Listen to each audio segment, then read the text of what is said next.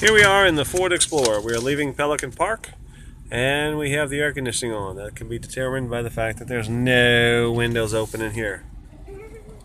None at all. You'll notice that the air conditioning says 77 degrees. We bypassed the heater, hot water from coming into the engine, or the inside of the car, and I charged up the AC and kind of cheated and moved the door and stuff in there, so you'll see the damage when you time comes. But anyway, it seems to be running pretty good.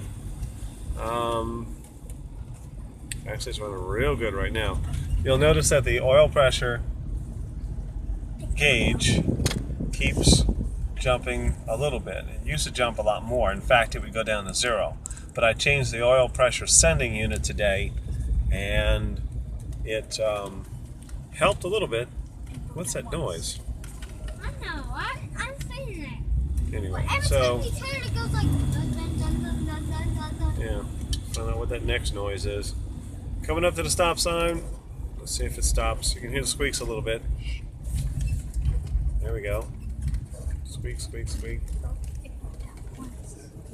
Landon wants me to tell you that it only broke down once. Well, It didn't break down. It just the engine turned off, and then we had to start it up again, and we left.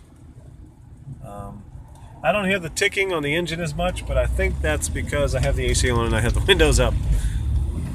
We're rolling now. You always go so fast with this car. Got to push it to the limits and see what happens. You know you're gonna break it. I hope not.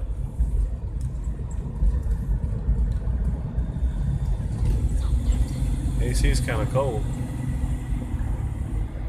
It's extremely cold. That's why I turned mine off. Stereo cuts out a lot. Needs an antenna. I think if you just got an antenna, it's fine. It's the best we can do. But once the antenna is put back in, they sell replacement antenna masts, and you got to feed them in some kind of way.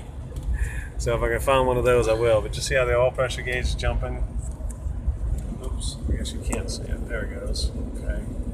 You'll notice that the oil overdrive light is blinking too, like a Christmas tree, or turn signal stuck on.